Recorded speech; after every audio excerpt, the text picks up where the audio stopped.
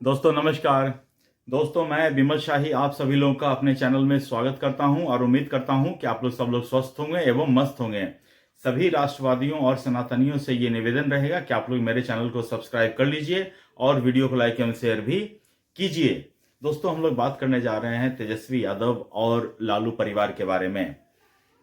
दोस्तों अभी बिहार सरकार ने तेजस्वी यादव और उनके माता पिता लालू प्रसाद यादव और राबड़ी देवी को 10 सर्कुलर रोड वाला जो बंगला है, जो as a leader of opposition in Vidhan Parishad Rabri Devi के नाम से अलॉटेड है, उनको वो बंगला खाली करने का आदेश दिया गया है। और मैंने कल ही एक वीडियो बनाया था इस पर कि नेताओं का बंगला प्रेम बहुत जबरदस्त होता है। वो हार जाते हैं, कुछ भी करते हैं, लेकिन कोशिश उनकी ये रहती है कि किसी तरह मेरे हाथ से बंगला न जाए। तो अब देखिए, कोई भी आदमी जब किसी संवैधानिक पद पर होता है, चाहे वो मुख्यमंत्री होता है, चाहे वो उप मुख्यमंत्री होता है, चाहे नेता पक्ष होता है, चाहे नेता प्रतिपक्ष होता है, तो जब तक वो शासन में सत्ता पे रहते हैं तो उन्हें रहने के लिए बंगला अलॉट होता है और समय समय पर बंगला अलॉटमेंट का जो ट्रांसफर है वो होते रहता है। तो अभी इसी क्रम में जो 10 सर्कुलर रोड है उस पे लालू प्रसाद यादव और राबड़ी देवी जो हैं पिछले 28 सालों से रह रहे हैं। तो उनसे जो बंगला अभी है उससे कहीं बड़ा ज्यादा बंगला उनको दूसरा बंगला अलॉट किया गया है। जो एक प्रक्रिया है उस प्रक्रिया से बिहार की सरकार गुजर रही है। लेकिन कल ही ये न्यूज आया था कि तेजस्वी यादव जो हैं इस सर्कुलर से, बंगला खाली करने का जो सर्कुलर जारी हुआ है 10 सर्कुलर रोड से, उससे तेजस्वी यादव काफी खफा हैं। उन्होंने कल एक्स पर पोस्ट भी डाला था। उसमें उन्होंने लिखा था कि इस सर्कुलर से, ये जो आदेश पारित हुआ है, इससे बड़े भैया और छोटे भैया के बीच का जो नैतिक भैयारी का संबंध था वो अब खत्म हो गया है। और उन्होंने ये भी लिखा है कि इतने नीचता वाले काम है, इतना नीचे गिरोगे, फलाना ढिमका, जो भी अपने तरफ से वो लिख सकते थे या बोल सकते थे उन्होंने बोला और लिखा। यहां तक तो ठीक है, विरोध करना किसी का भी काम है। बहुत सारे मैंने नेताओं को देखा है, मैंने मायावती जी को देखा है कि जब उन्हें बंगला खाली करने का आदेश दिया गया था तो उन्होंने कांसीराम स्मारक करके उसमें एक बोर्ड टांग दिया था कि ये बंगला अब कांसीराम के नाम स्मारक बन जाएगा।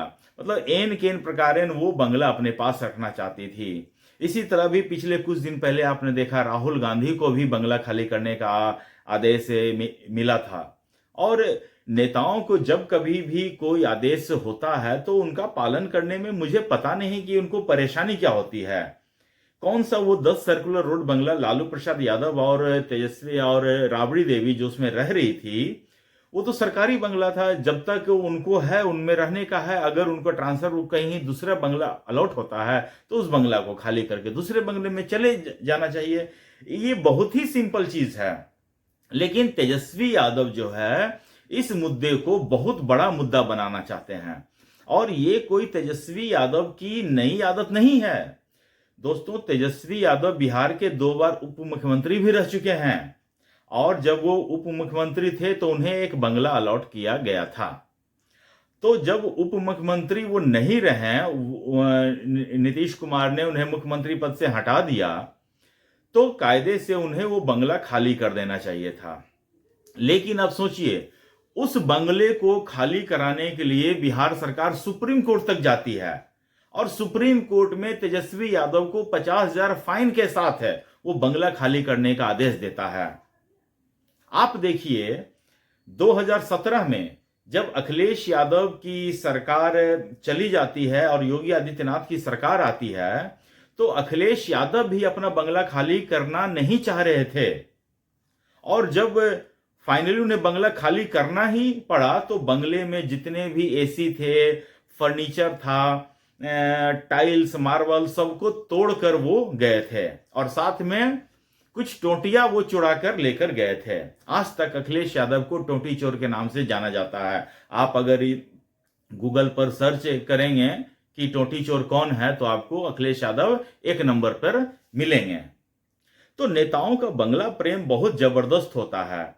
तो अब तेजस्वी यादव ने यह साफ कर दिया है कि उन्होंने ऐलान किया है एक्चुअली कि हम बंगला खाली नहीं करेंगे, 10 सर्कुलर रोड वाला बंगला खाली नहीं करेंगे, नीतीश कुमार को जो करना है सो कर लें। ये मुझे लगता है कि तेजस्वी यादव जो है खामखा अननेसेसरी सत्ता से टकराने का कोशिश कर रहे हैं, प्रयत्न कर रहे हैं। मुझे नहीं लगता है कि इसमें सत्ता से टकराने जैसी कुछ चीज की स्थिति उत्पन्न होनी चाहिए थी। अगर कोई सर्कुलर आता है, कोई आदेश आता है, सरकारी आदेश आता है, तो इन्हें मान लेना चाहिए, सर झुकाकर एक्सेप्ट करना चाहिए। लेकिन तेजस्वी यादव को अभी सत्ता में बहुत साल तक संघर्ष करना है, और ये संघर्ष वो चाहते हैं कि कन्फ्रंटेशन वो चाहते हैं कि ढंग से हो। लेकिन इस तरह से आप बंगला पर कब्जा करके आप संघर्ष नहीं कर सकते हैं। संघर्ष आपको नीतियों के साथ करना पड़ेगा। अगर बिहार सरकार की कोई नीति अगर खराब है या किसी नीति में वो असफल रहे हैं, तो उन नीतियों को आप उठाइए, उन नीतियों को आप जनता के बीच लेकर जाइए। अगर कहीं पर फेल हो रहे हैं तो उनको जनता के बीच लेकर जाइए। बस आप अपने बंगले के लिए कन्फ्रंटेशन करना चाह रहे हैं सरकार से, ये सही चीज नहीं है। मुझे लगता है तेजस्वी यादव एक बार फिर हार की और तैयारी में है। इससे पहले भी अपना बंगला के लिए वो सुप्रीम कोर्ट तक गए थे।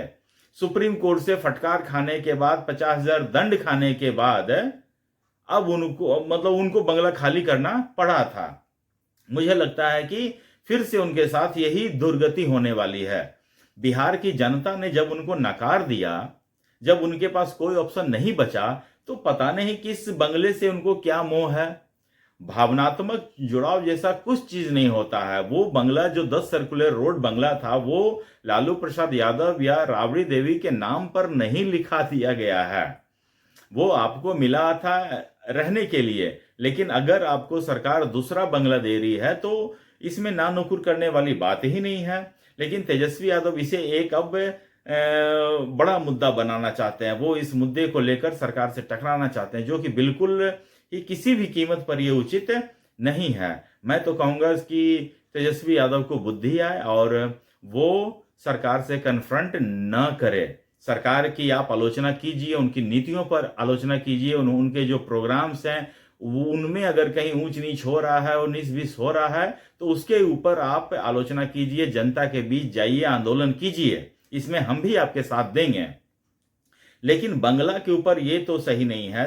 तेजस्वी यादव को मुझे लगता है कि चाहे वो कांग्रेस हो, चाहे वो आरजेडी हो, ये जो पारिवारिकवादी पार्टियां होती हैं, इनमें जो नेता का जो बेटा होता है वही सर्वे सर्वा होता है। इन्हें समझाने वाला कोई दुनिया में पैदा नहीं लिया है। लेकिन जनता फिर भी बीच बीच में इन्हें समझाती है अपने वोट के माध्यम से। 2010 में भी तेजस्वी यादव को 22 सीट देकर समझाया था। इस बार भी 25 सीट देकर समझाया है।